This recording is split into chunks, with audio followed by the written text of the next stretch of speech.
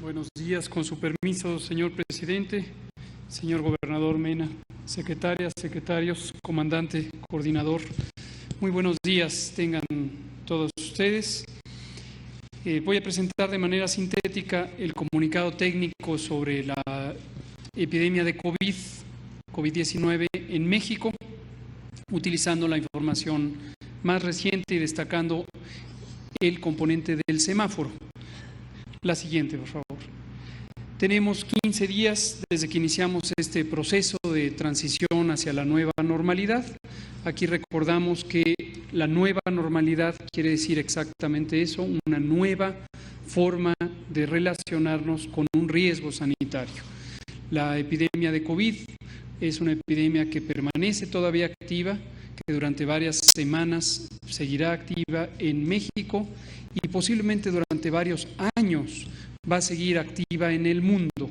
Y en la medida en que siga activa, tenemos que tener una manera diferente de relacionarnos con el virus, con la fuente de contagios y en general con la manera en que protegemos nuestra salud.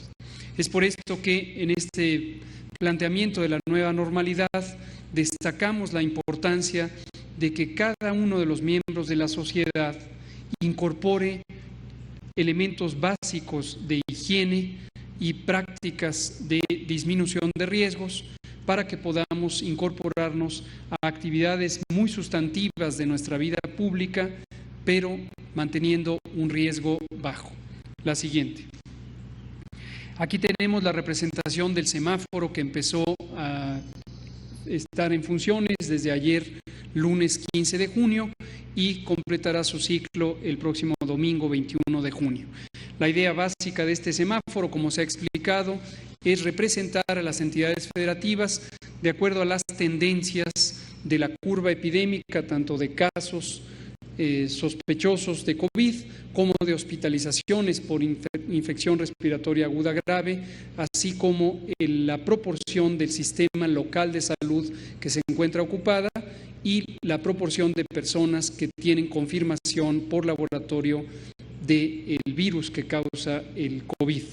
Podemos ver que la mitad de las entidades federativas se encuentran en semáforo naranja y es importante prestar atención también al triángulo o cuadro que se encuentra sobreimpuesto sobre la silueta de la entidad federativa que representa la tendencia de cambio respecto a estos indicadores.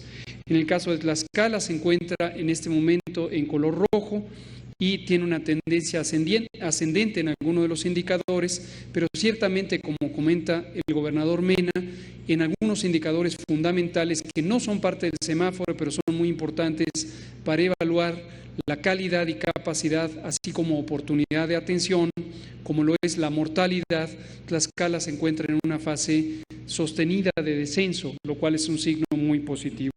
Y felicitamos al Estado de Tlaxcala por esta capacidad. La siguiente. Quisiera destacar algunos de los cambios que pueden ocurrir con las actividades públicas cuando se transita al semáforo en color naranja.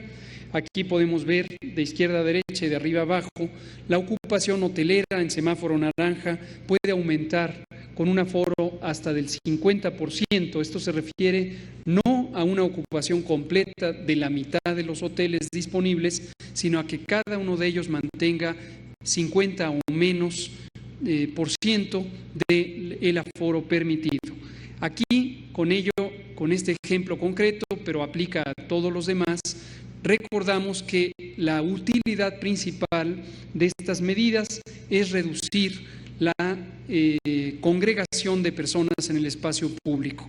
O visto de otra manera, tener un aprovechamiento más extenso del espacio público, tal como se visualiza en la audiencia aquí de las periodistas y los periodistas que nos acompañan, que mantengamos la sana distancia. Hay que mantener un distanciamiento físico, pero desde luego, muy importante, una cercanía de solidaridad y cooperación sociales. Lo mismo los establecimientos comerciales que venden alimentos preparados, los restaurantes, cafeterías, pueden con el semáforo naranja empezar ya a tener aperturas, pero con un aforo limitado hasta el 50%. Algunos servicios a domicilio, como las peluquerías, barberías y otros servicios de asistencia a la higiene personal, se pueden empezar a activar, pero también preferentemente con la mitad del aforo disponible, y también buscar que sea por citas para evitar congregaciones. En los parques públicos también ampliamos en el semáforo naranja su uso hasta el 50%, destacando que es preferente utilizar parques locales. Dos indicadores o dos variables son las más relevantes que determinan el riesgo de persistencia o rebrote. Son el número de personas en el espacio público a un mismo tiempo y la movilidad que tengan estas personas. De manera que cuando hablamos de estas activaciones de la actividad económica y social, no perdamos de vista la importancia de transitar pequeñas distancias. Mantengámonos en nuestro barrio, en nuestra comunidad, en nuestra colonia, todo el tiempo que sea posible, y preferentemente, cuando esto es posible, mantengámonos en nuestra casa. En otras actividades, como la provisión de alimentos e insumos básicos, se amplía a 75% el aforo posible, pero preferentemente reduciendo la utilización por parte de familias a un miembro de la familia. Definitivamente, en el semáforo naranja permanece restringido a la totalidad el uso de espacios públicos de audiencia para eventos deportivos y otros que implican grandes congregaciones. En la siguiente podemos ver gimnasios y otros servicios de recreación individualizada en espacios cerrados. Se pueden ampliar hasta el 50% en el semáforo naranja, y preferentemente también que sea por citas. Cines, teatros y otros establecimientos públicos de recreación con aforos generales menores a 500 personas, se pueden incrementar ya su uso, pero hasta la cuarta parte, lo mismo que centros comerciales, buscando en todo momento que se mantengan las distintas medidas de seguridad sanitaria, que incluyen la disponibilidad de agua y jabón para poder hacer un uso frecuente de los lavamanos. Templos de culto y actividades religiosas se podrían abrir también ya en semáforo naranja, buscando igualmente aforos de 25% que permitan el distanciamiento físico. Y por último, espectáculos masivos o ferias, festivales, conciertos con aforos superiores a 500 personas deben permanecer cerrados o cancelados, pospuestos durante el semáforo naranja, igual que bares, centros nocturnos y otros sitios de recreación que implican la convivencia cercana en términos físicos. Veamos rápidamente el informe técnico con las estadísticas de COVID. A nivel mundial tenemos a la región de América con 54% de los casos que se presentan en los últimos 14 días. Recordar que estos 14 días son importantes porque es la parte activa de la epidemia. El resto de la suma de casos, que a nivel mundial supera los 7.823.000, son los casos históricos, los casos acumulados, que prácticamente la totalidad ya no tienen enfermedad, ya no son una fuente de contagio. Sí lo son 22% de ellos, que son 1.742.000, y la tasa de letalidad global está en descenso a nivel mundial con 5.5% en promedio. En el caso de México, la epidemia empezó el 28 de febrero y desde entonces a la fecha se han confirmado y notificado 150.264 personas que han tenido COVID. 13.5% de ellas, que son 20.392, lo han tenido en los últimos 14 días y muy lamentablemente 17.580 personas han fallecido a consecuencia de las complicaciones de esta enfermedad, que puede causar neumonía grave y una alta mortalidad. La siguiente, por favor.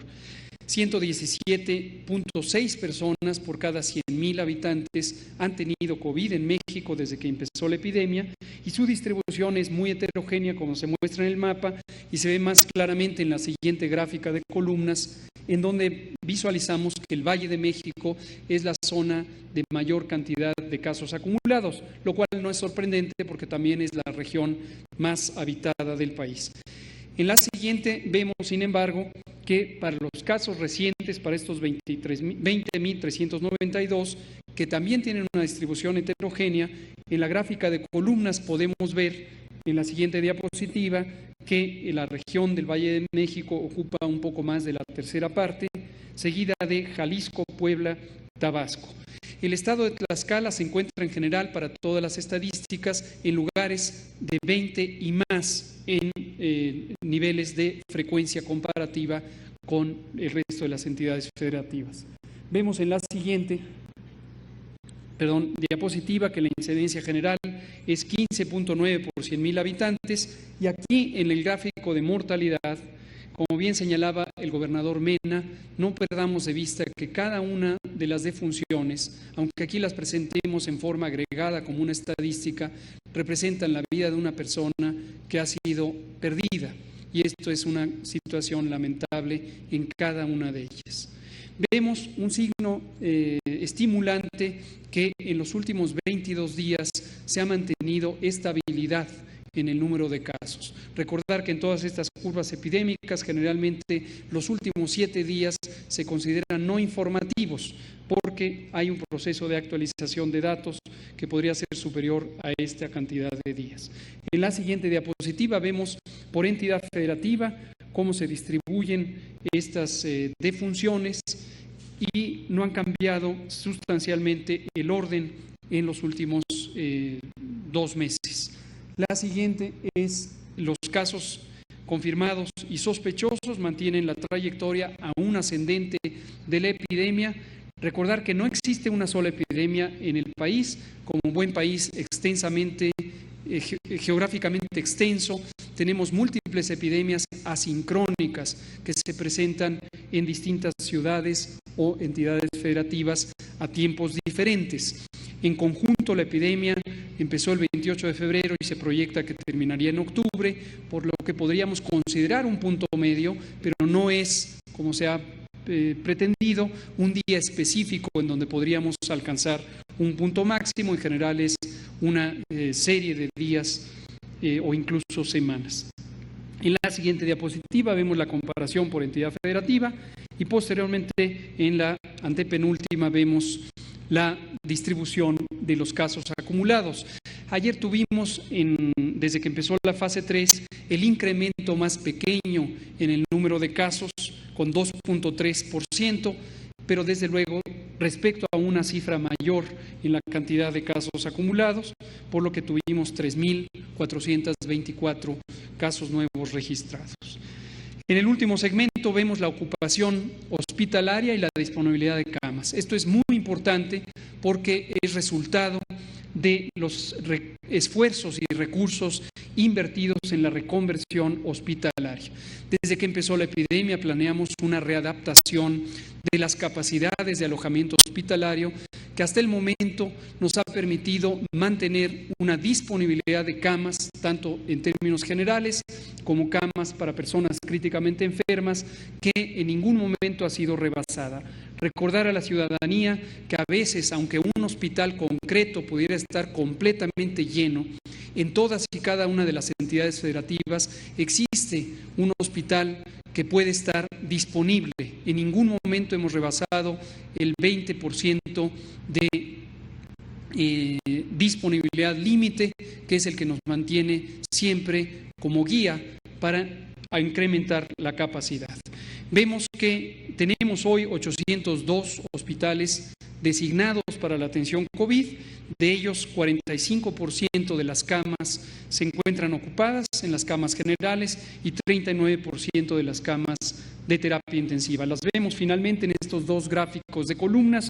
En las camas de hospitalización general, en el extremo derecho de la gráfica es la cifra nacional, 45% de ocupación, y si seguimos la gráfica de izquierda a derecha, lo vemos por las distintas entidades federativas. Vean ustedes que Tlaxcala está con 53% de ocupación, o visto en sentido positivo, aún tiene 49% de disponibilidad. En la siguiente diapositiva vemos las camas para personas críticamente enfermas, donde la cifra nacional es 39% en el extremo derecho de la gráfica, y en el extremo izquierdo en adelante vemos la ocupación de las distintas entidades federativas. Tlaxcala tiene 63% de disponibilidad de camas para personas críticamente enfermas. Y la última gráfica ilustra justamente lo que comentamos.